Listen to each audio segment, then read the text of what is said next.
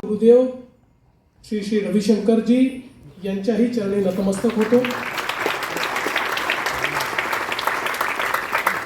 मंचावर उपस्थित असलेले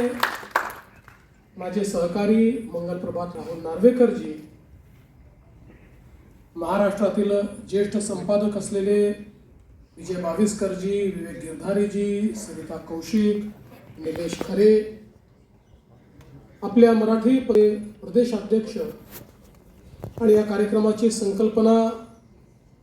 ज्यांनी अंमलात आणली ते श्री किरण जोशी, या ठिकाणी उपस्थित पत्रकार संघाचे सर्व ज्येष्ठ